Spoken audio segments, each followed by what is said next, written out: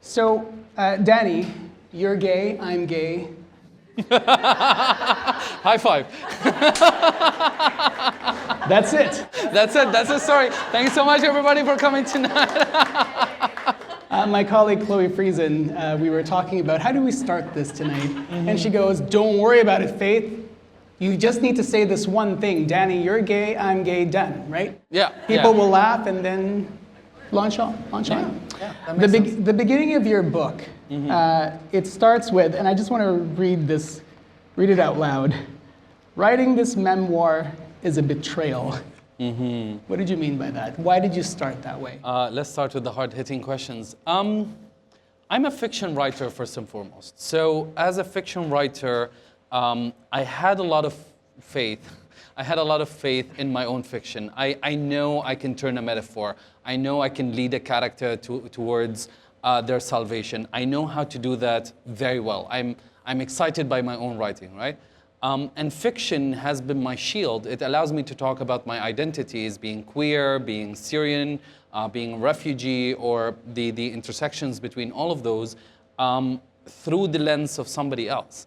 I don't have to put my own traumas on the page. I can create a character out there that will do that for me, right? So it felt quite safe, honestly, and it felt like fun, honestly. But then when it was time to write the memoir, it felt like I'm betraying all of those defense mechanisms that I have created over the years. It's like I'm wading into still water, murky, unsure of what crocodiles are sitting there, right? I wasn't comfortable at the beginning of writing this memoir to actually dig into it before I create some sort of a agreement between me and all my future readers on what are the limitations and boundaries of this art form to begin with. How did you live through that discomfort? Difficultly. Yeah. I would say I wrote the first draft, and after I finished, I sent it to a mentor of mine, John Vinia. If you don't know John, he is a fantastic professor. He's a great author as well, and he read the work and then asked me if I'm okay. And I said I'm not. And then he suggested that I go back to therapy. So I did.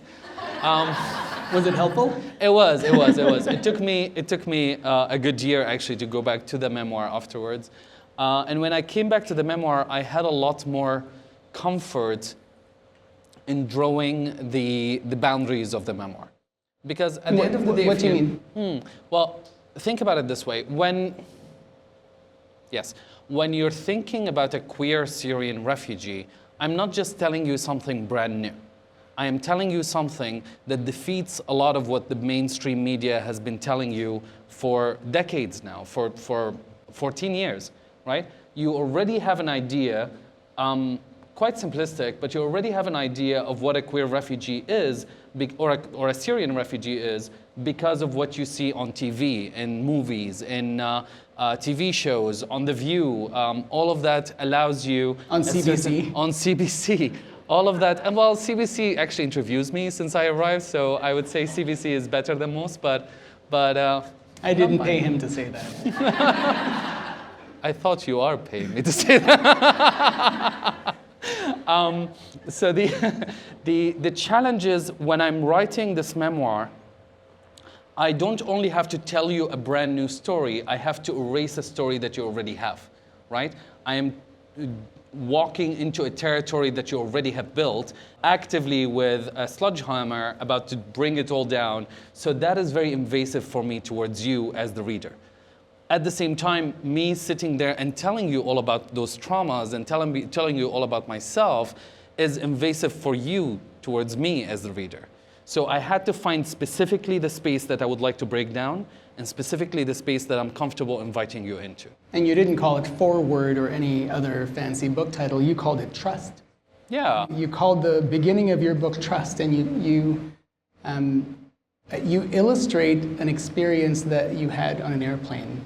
Are you able to talk a bit about that? And actually, we're laughing because the rule was I'm not allowed to talk about airplanes, but it actually is in the book that it starts off in that section of Trust was an experience that you had on an airplane. How about I read you that? Okay. Yeah. All right.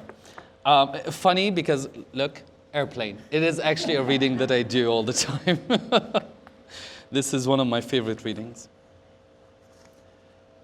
Here is why it's difficult to trust you. I once struck up a conversation with a woman on an airplane.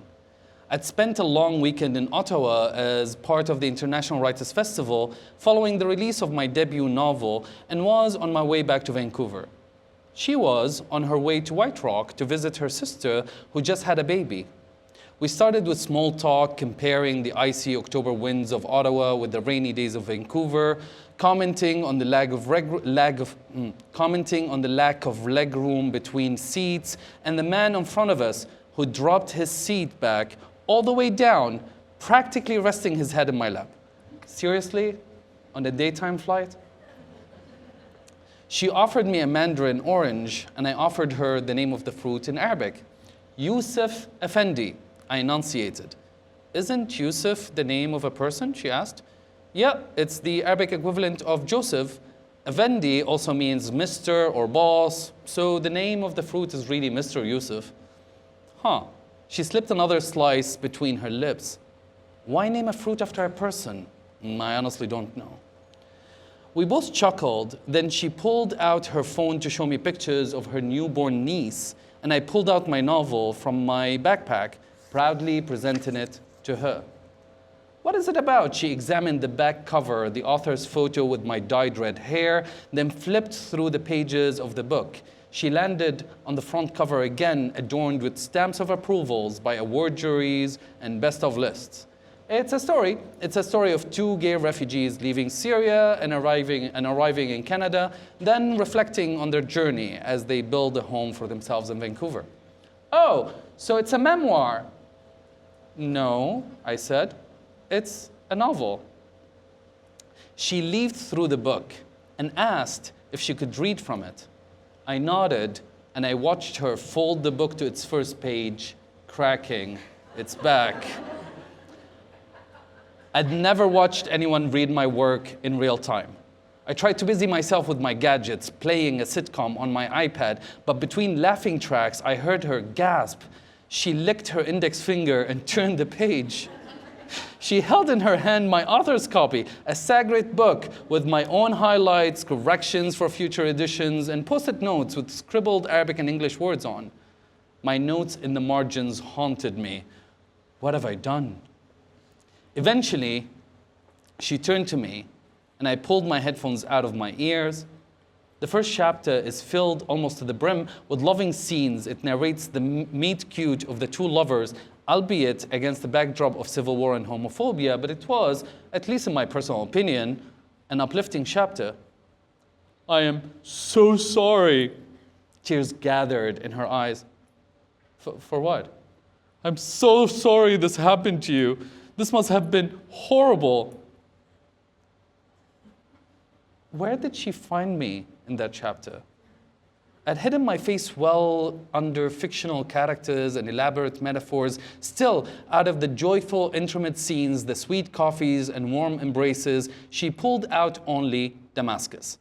A version of the city, anyways. A version seen through a North American lens of a city darkened by war, a country in a state of destruction, and a man in an endless cycle of trauma. That version of Damascus is almost comical in its simplicity, borrowing images from pop culture and mainstream media, sandy deserts, post-apocalyptic landscapes, belly dances, and mobs of faceless refugees at sea.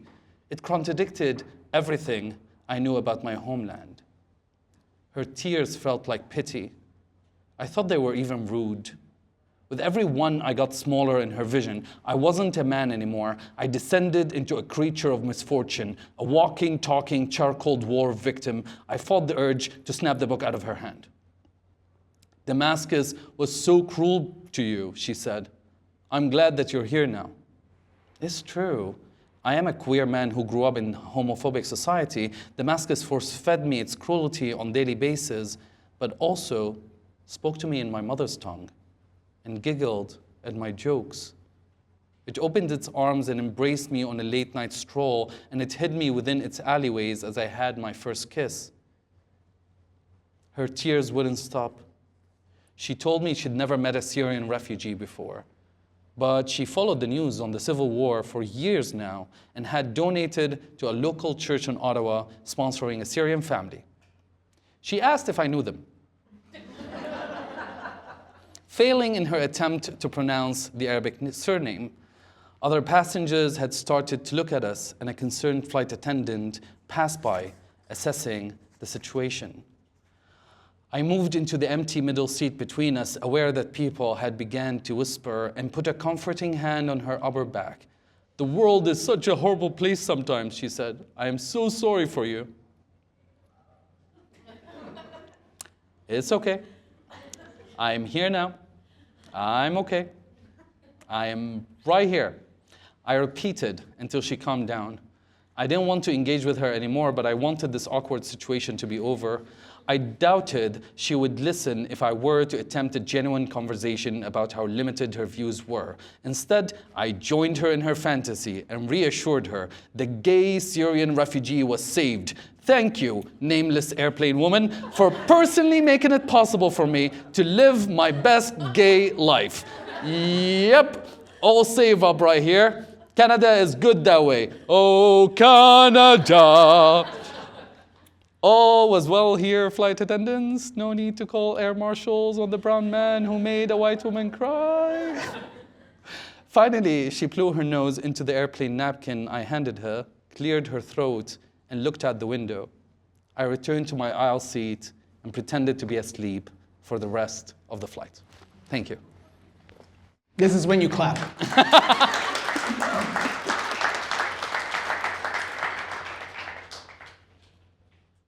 What do you hope this person will think when she reads that in this book? Oh gosh. It feels pointed, right? Like it feels quite, well, it is pointed. It is intentionally pointed. And I'm not a quarrelsome person. I'm a person who holds my own spaces, right? I'm a person who likes to hold my own.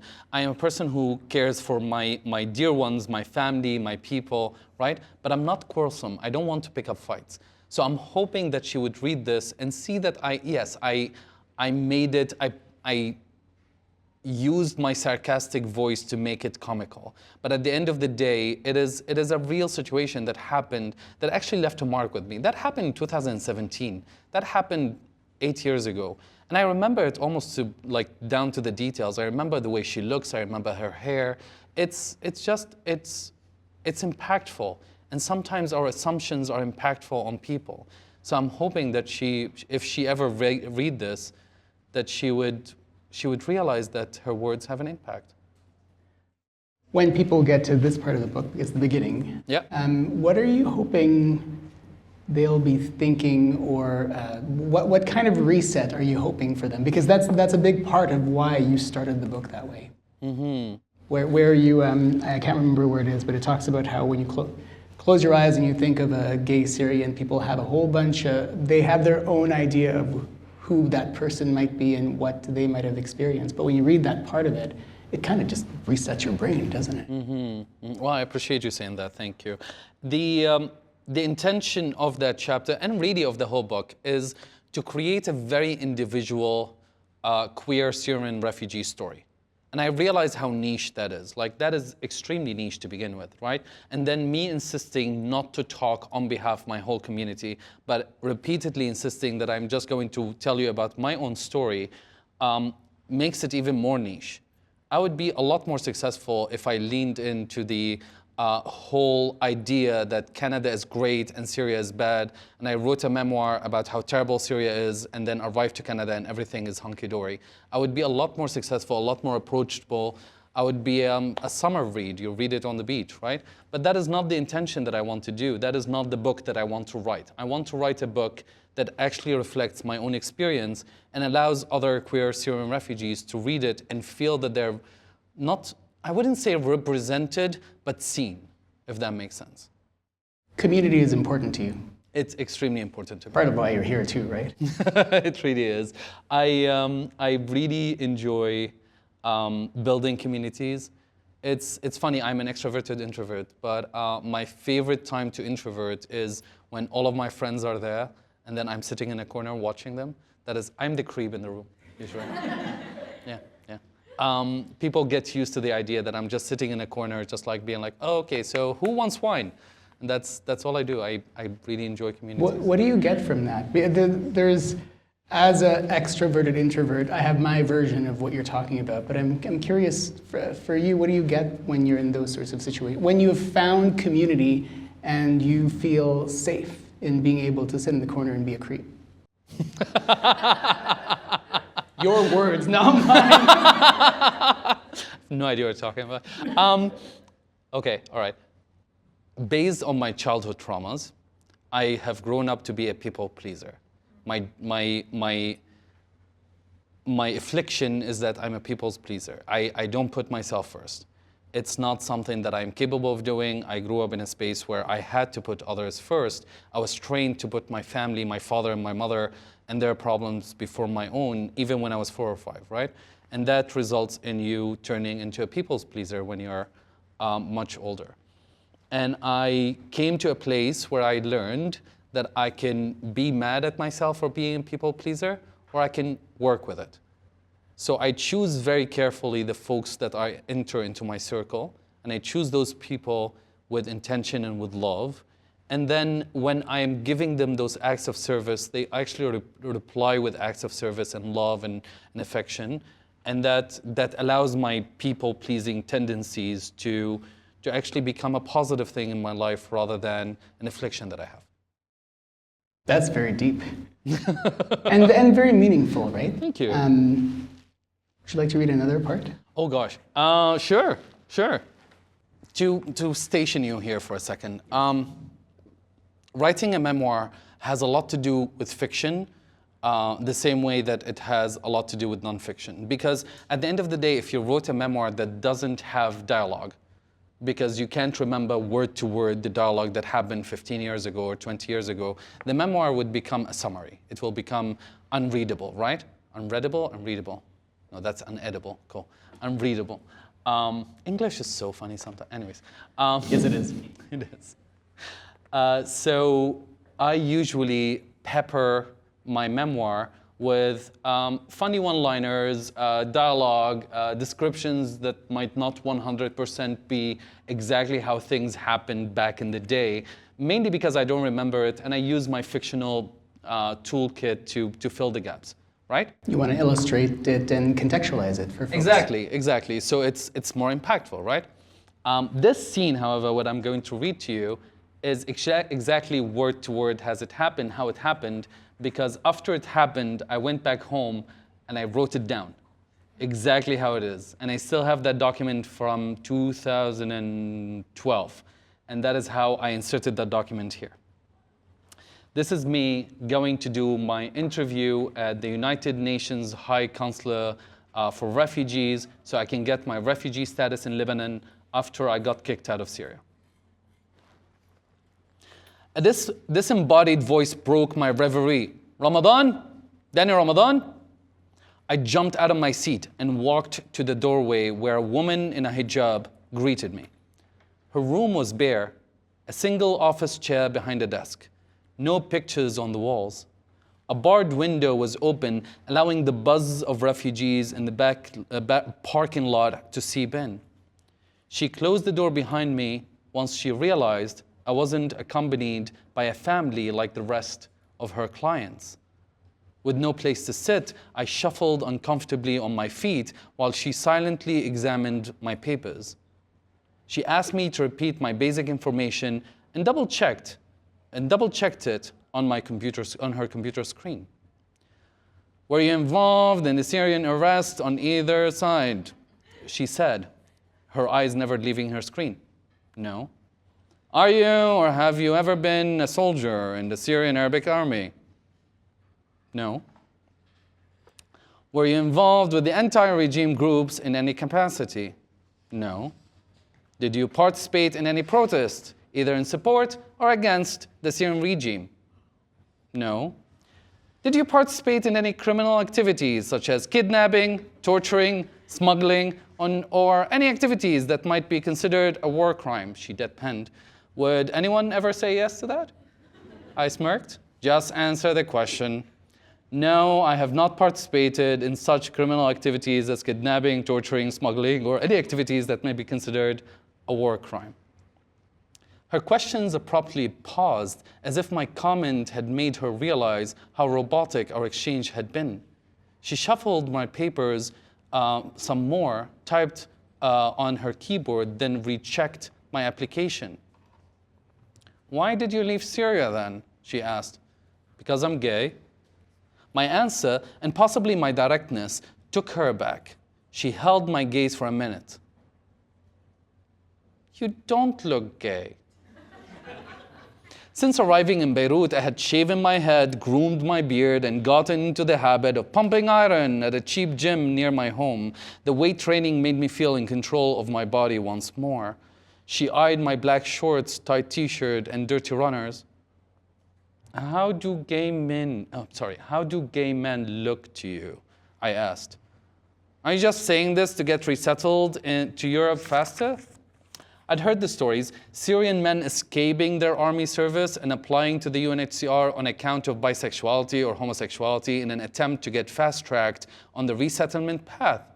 Marginalized groups, religious or racial minorities, sexual and gender minorities, single mothers, were desired for resettlement by European countries. And so Syrians quickly learned to game the system. Couples got divorced on paper so that the wife and children got priority and the husband could join later. Counterfeit documents and fake government IDs were printed to change people's religious affiliations. Although the UNHCR presented reports of organized refugee camps and highly detailed resettlement programming, in reality, Lebanon was the Wild West. When I didn't answer her question, the caseworker stared at me for a moment, then shuffled her papers some more. Homosexuality is a sin, she said. It's one of the biggest sins there is. The throne of Allah, up in the sky, shakes every single time a man commits this debauchery. The thought of a throne vibrating to the rhythm of the millions of homosexual acts of penetration committed each day sounded comical to me.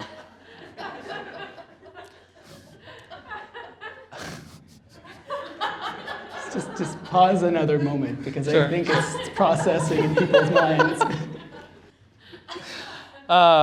Let me repeat that one. The thought of a throne vibrating to the rhythm of a million homosexual acts of penetration committed each day sounded comical to me.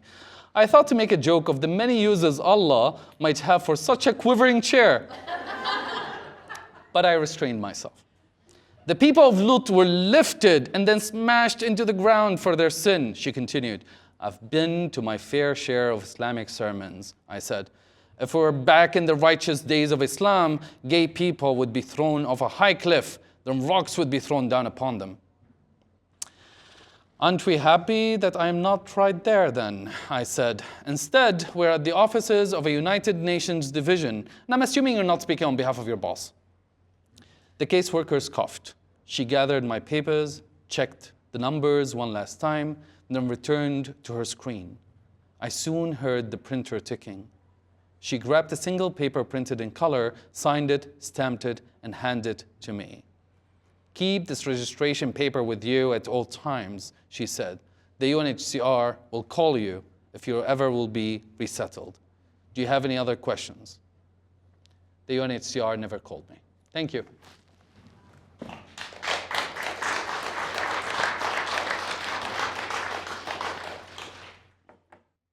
There are a lot of versions of queer people in there. Right.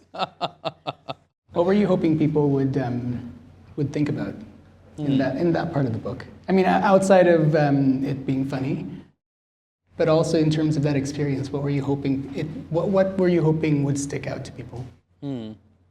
This scene is just the interview. The scene starts with, the whole chapter really starts with me arriving at the UNHCR offices, waiting outside for a couple of days actually until I got in, and then leaving and all of that. And I specifically mention two queer people who, to my untrained eye, presented as trans. And it was really interesting to me at the time, and this is something that I wanted to leave you in this book with. It was really interesting at the time as me, as a person who presents quite masculine, would get treated one certain way, and then I would witness how these two trans people, or presenting trans folks, would be treated completely different way. I have inserted them as side characters in there as I witnessed them, but at the same time I didn't want to speak on their behalf because I don't know who they are. I didn't know how they truly identify, right? So I didn't want to take on their space. But I think it is a reflection here in this book, I would say, in every scene that you will see, because I introduce you to a lot of gay people, which is kind of my job. I introduce a lot of people to a lot of gay people. But I would say in this book there are dozens of queer characters, and each of them has their own stories. And I wanted you to know how diverse those stories are.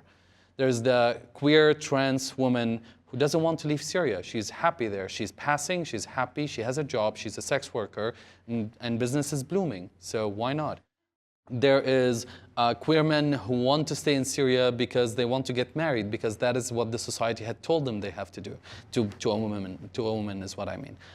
There are others who wanted to escape. There are others who wanted to stay and build communities. So I wanted to create spaces for you to meet as many queer and trans people in this book as I can humanly can.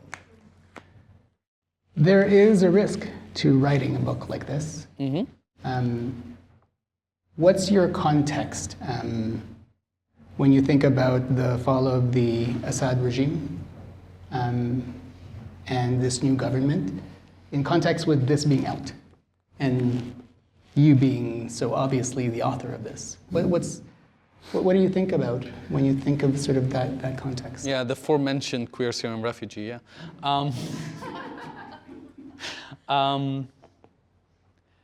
2 days ago, the new Syrian regime had sent its police forces like dogs after multiple trans women who lived in Damascus, and they arrested them. They filmed them, and then they posted the videos on TikTok. Another reason why we should all delete TikTok, by the way, because TikTok allows those videos to be there, right? And they're still there. Sorry? And they're still there. And they're still there, yeah. It's part of the work that the Syrian government is doing to clean up the streets of Damascus after the fall of the Assad regime. This is a government that when they created, this is a government led by somebody who was Al-Qaeda affiliated like 10 years ago. I saw a lot of development and resolutions for people, but moving from Al-Qaeda to democracy seems to be a big stretch, to be honest. And yet still that is how he's trying to present it. That it's being framed. Yeah, exactly. He's like, now I believe in democracy. No, God, no. Well, and the proof is in the pudding, because look at the cabinet that he just announced. They're all older Muslim Sunni men. Not a single woman in there, not a single person who's outside of the Sunni sect in Syria. So what you're saying here is that you are creating an Islamic state. You just don't want to call it that, right? This is the same person who sent orders to the educational ministry in Syria to remove any anti-Islamic theories out of the curriculums that we teach. So the Big Bang Theory doesn't exist anymore in Syria. And the proof is in the pudding. That is not a person who's going to come in and then welcome democracy. This is not a place where human rights are going to happen. Actually, one of my biggest challenges right now is how many Syrians out there, here in Canada, back in Europe, being like, oh, this is great. The Assad fell, so now this new government is in, and that is gravy. And I'm like, can we, I know the Assad falling is amazing. It's great. We love that the Assad had fall. Fuck the guy. Excuse my French. With respect. Yeah. Although I'm quite fluent in French, so fuck the guy. I think they'll bleep it in the video. Yeah. Or not. But at the same time, the guy being gone doesn't mean we should accept literally these folks who were terrorists 8 years ago. That is not how we should move forward. It just doesn't compute to me. And it's terrifying.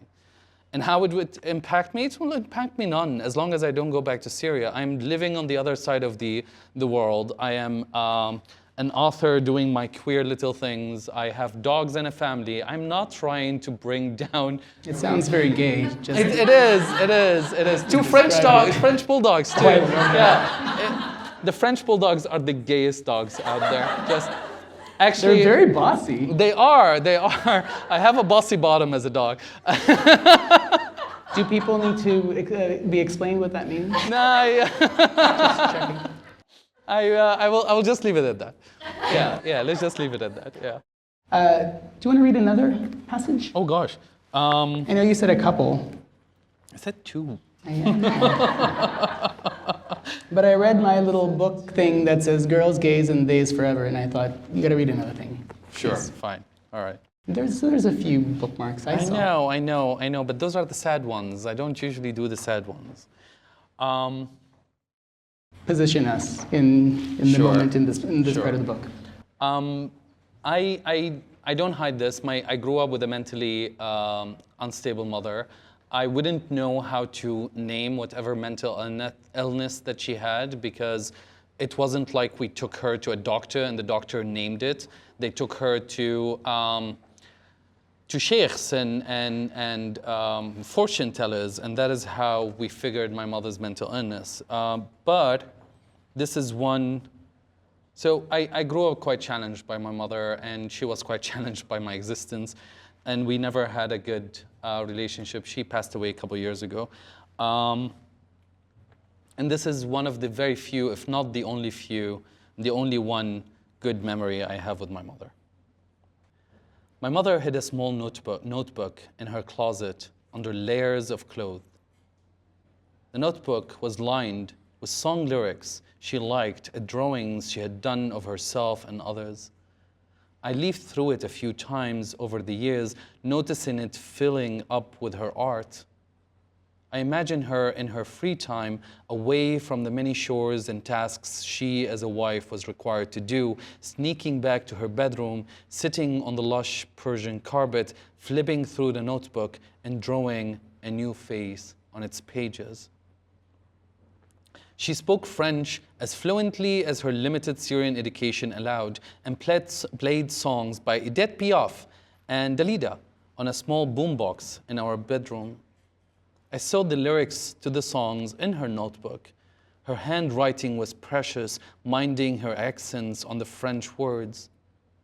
She sometimes sang along, guided by her notebook, hushing her voice so not to be heard by the other women in the house. She acted out the emotions of the singers, rounding her eyebrows to the love-lorn crescendo. I'd sit on the bedroom floor across from her, watching her use a sharp pencil to draw her brothers' faces, or sometime even my father. I still think about that notebook sometimes, the only soft memory I have of my mother. It was the only little secret that she kept for herself. No other hands ever greased its pages but mine and hers. She brought it with her every single time we moved house throughout my childhood. It sat on a shelf in her closet, the pages yellowing, their edges wrinkling, the pictures on them fading slowly. What had happened to it after my parents' divorce? Did my mother take it with her back to her parents' home? Did she keep it with her always? Maybe she retraced the faded line work with a crisp, sharp pencil to keep the faces alive. Maybe she drew my face from memory. Thank you.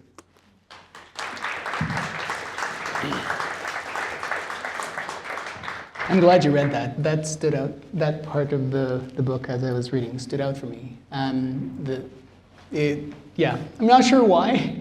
And I imagine that is the kind of thing that you hope people envision as they go through each of the stories and different parts of your book? I mean, that they come up with their own version of whatever it is that you've written? Yeah, I think specifically when I wrote this, it's quite easy to say a mother is abusive. It's quite easy to say a mother is terrible or mentally sick, which caused harm to her children. That is an easy thing to say. It can even roll off the tongue.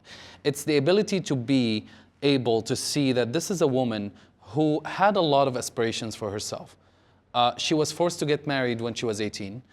She was forced out of university at the time. She married a person that she only met once or twice before. And suddenly, 9 months later, she had a child. And now this 18-year-old has to take care of little old me, who we were both children, basically. And I'm pretty sure, based on the stories that passed down to me from aunts and grandmothers, that she had postpartum depression.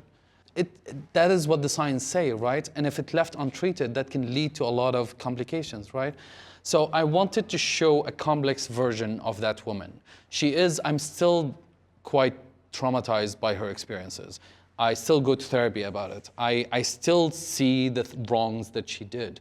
But I feel like I'm old enough, I'm mature enough to give her a space to exist as a person that is more complicated than a cruel mother. Yeah. You've been very open about your trauma. I wonder, what does your therapist say about where you are now compared to where you were when you first wrote the first part of this book? Oh, my therapist had made a small fortune off of me, so... Also, you don't have to answer my question. It's very personal stuff. That's all right. We're just talking, two friends here. Nobody's here other than... What? Yeah. Anyways, gosh, I don't know. I've never asked my therapist that question. I feel like I pay a good friend to go and vent. That is basically my therapy sessions, and to give me a really good anti-anxiety medication. They work great, guys. You should try them if you. Yeah. Therapy, it's amazing. Yes, it is. It is, absolutely, guys. I agree. I would say that I am proud of all the things that I have done in growing up and maturing as a human. I would say if I met myself 12 years ago, I would feel very parental towards myself. I would feel like I need to take this child and put them through therapy. So yeah, that is how that feels. We have some questions for you. Oh, some questions. Amazing. Yes, it's like a long thing here, so let's pick one. How do you navigate expressing yourself as an author in what is not your first language? Do you find strength or challenge in conveying messages to an audience through translation? I have no idea what you're talking about. English is my first. This accent actually is all like an act, and this is a fake tan. I was born in Surrey, actually. No, joking. All of this. I mean, when you think of it as well as an author, that is a version of translation. When you think of it, right? In terms of compared to the first thing that you wrote and then this one, in terms of how you feel this was a betrayal compared to the shield that you had in the first one. It's a version of translation. I feel like I'm fluent in English. I have an accent naturally, and I love my accent. I think it's sexy, actually. But I don't think anyone disagrees. But right? This is when you clap. Thank you. I'll put that on my Grindr profile. I will say this. I don't translate. I write in English. I'm thinking in English right now as I'm talking to you. It's not that I'm thinking in Arabic and then translating out. I borrow from Arabic. I steal from Arabic. Arabic is a lot more poetic, a lot more nostalgic than English, which allows me to write metaphors and to think in a way about the human condition that is a bit that puts me in my own unique little corner of the the literature scene here in Canada, which I'm very proud of. And I will admit it, it's because I grew up with that culture, it's because I grew up with that language, it's because I was forced to memorize the Quran by heart by the age of 10. So and the Quran is extremely poetic. Let aside all the anti-women stuff in there, but it's extremely poetic, really. Yeah, yeah. One line that stood out in the memoir, quote, "The people I belong to, these are my identity cards, their love is my constitution," unquote. What does this mean in a world where we're still building walls and creating boundaries?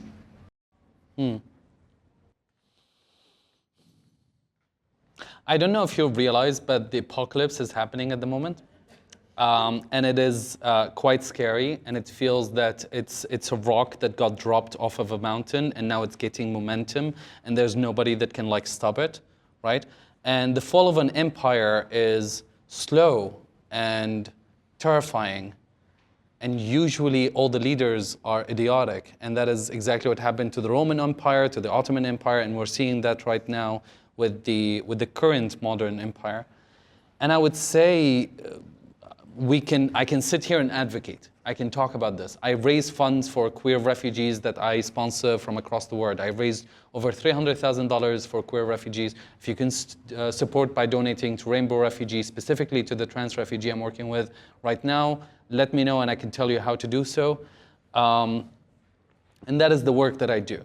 But at the end of the day, there's a moment where I have to take off the author hat. I have to take off the activist hat. I have to take off the person standing in front of you. This whole identity has to get off of the window so I can exist as a human, so I can play video games with my favorite people, so I can hang out with my dog. I need that. I need to exist that way. I need that community. I need that identity to be free of this world, or else it is just going to be too loud, just going to be too chaotic. I won't be able to handle it. The reason why I can stand here and talk to you quite openly about my trauma and my mother's abuse and my experiences and all of this is because I can get home, close the door in my apartment on the 5th floor, and my friends are going to be there, and we're going to eat cake. Yes. What kind of cake? Up to me, red velvet. Yes! Thank you. Yeah. It's great. You realize it's just chocolate cake that's red, right? I don't care. I don't care either. I don't care. I don't care. Chloe knows I love red velvet cake. My favorite. You're the best. Oh my I know, it's good. I think this was a question for me, but maybe I'll ask you first, and then I'll give you my version. Yeah, sure. What role do you think media plays in shaping public opinion on sexuality, migration, justice? Do we hear the author version? Please. Yeah. What role do you think media plays in framing the audience views of sexuality, gender, and racial identities? Well, I would just say, everyone close your eyes and think of what version of a gay Syrian comes up in your mind. And when you think about the stories or the networks that you consume, it comes from there. Mm-hmm. It is a tremendous power. Part of why I like where I work and I find value and feel justice in the work that I do is because the mandate that we have is to reflect our community. Mm-hmm. And our community is different in the north end here in Winnipeg, in Calgary, mm-hmm. In Iqaluit, mm-hmm. Prince George, British Columbia, different communities. Mm-hmm. And because of that public service mandate, I can go and say, I'm telling this story because we're not hearing it. Mm-hmm. It reflects. We can reflect our community. And part of the problem with that is I only know as much as I know. Mm-hmm. So without speaking with folks like you, my version of a gay Syrian refugee would be what I've seen from mainstream media. Yeah. It's interesting too, because we as refugees, or former refugee for myself, but anybody who has the refugee experience, we're delicious. Media wants to tell stories about us. They're just not comfortable talking to us about those stories. They want to tell their own version of those stories, not the CBC, not you, but they want to... Again, didn't pay him to say that. Again, I sent you my e-transfer. Like, I'll give you an example. There is The Brutalist, a movie, 3 hours and 40 minutes. Great movie, fantastic movie, I'll tell you. But it's about a refugee, an immigrant, and they're totally happy with that movie because the guy is originally white. He is white European. He came to the US. He has a cute Russian accent. Good for him. He became a famous guy. Big story. Big reveal. Challenges in his mind. Challenges with his wife. But at the end of the day, it's triumph. So they're happy with that story. That's a refugee story that they're happy with. Ella Fanning did a story where she was like, I don't remember the movie's title, and I kind of don't want to, but it's about her being, for some reason, in Africa, and then being forced into to become a refugee in another country in Africa. And the story is about this white blonde woman being a refugee in Africa. And I'm like, can you just get, there's so many different stories of actual refugees in Africa that you can tell. You didn't have, and also there are so many different beautiful black actors who would have pulled such a beautiful performance out of this. So why is Ella Fanning here? What in the name of white people is she doing there? So yeah, white people, I tell you. You have been intentional, I think, about looking for hope, yes, or finding hope, something hopeful in the moving forward part. What is your message to folks about how they might be able to find that hope, especially in the context that we're in right now? I love that. Thank you. I love that. I would say I personally lost hope for a couple years there. Through my own experiences, I lost hope. I was in the despair. I was hitting the rock bottom. I was dealing with a lot of my problems with drugs, sex, and alcohol, to be honest. And I was not in a clear path towards where I am right now. Before that, I was a very hopeful person. And a very funny person, I would say. Like, I am a funny person. I know that about myself. I am a very, I don't know if you could tell, but I've always been a funny person. Yeah. One single person laughing. Thank you. Thank you, everybody. Thank you. Made me feel so much better about myself right now. Yeah, great. Thank you. Yeah. I am a funny person. Yes, you are. Yeah, thank you. Yes, you are. So I've always been a funny person, and then I lost that, right? And now I feel like being able to write something with a sarcastic, funny voice, being able to sit here and answer questions while being kind of mischievous about the way that I answer questions, that is a place of hope. That is a place of strength. It's not about trauma makes you funny. I'm not making fun of my trauma. I'm actually quite happy where I am in regards to my relationship with my trauma.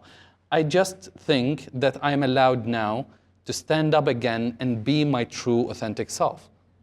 Right? And my authentic self is hopeful. My authentic self is funny. And I want you to try to remember who is your authentic self before we became so clearly forced into knowing all of the things that we're knowing right now. Your brain was designed to eat berries in a cave.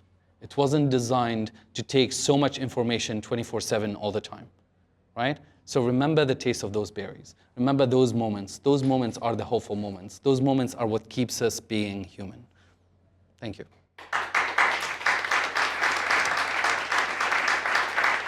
You are writing another book. Oh God, yes, I am. And I was hoping you could share with the folks here because sure, they will want to hear that. Sure. You're not gonna hear about it you're not gonna see it on a shelf for like at least 2 or 3 years. It's very early stages right now. But I'm writing a book. This is a true historical fact. I'm writing a historical fiction, which is super new for me, and it requires a lot more research than my usual work. And this is a true historical fact. 16 people from a village near Damascus in 1912 got on board of the Titanic. And they were third-class passengers on the Titanic, and then 14 of them drowned, and 2 of them survived. 2 women survived. And those 2 women went and signed their names in Pier 59 in New York, and then they went into a neighborhood in New York called Little Syria that existed at the time. It doesn't exist anymore. That existed at the time for all of the Syrians who immigrated at that time from the overall Syria, because at the time Syria was Syria, Lebanon, Jordan, parts of Iraq, parts of Turkey, all of that was Syria at the time. Yeah, and we don't know why they left. We don't know what happened to these women after. So I'm writing a fictional account of those 16 people, where they started in Damascus, what got them to leave Syria, get on a boat to Europe, get all the way to Belfast, and then got on board of the Titanic, and how the 2 women survived the Titanic. Yeah, yeah, yeah. That was worth the 3 minutes. Give me the giller, tell you. If you don't have a book yet, the good folks back there have copies of this. Who done it? And I'm sure that Danny would be happy to sign it. Yes. If you would like. Yes. And I think that's the cue for me to give the microphone back to Andrea. Thank you, Danny. Thanks so much. Appreciate it.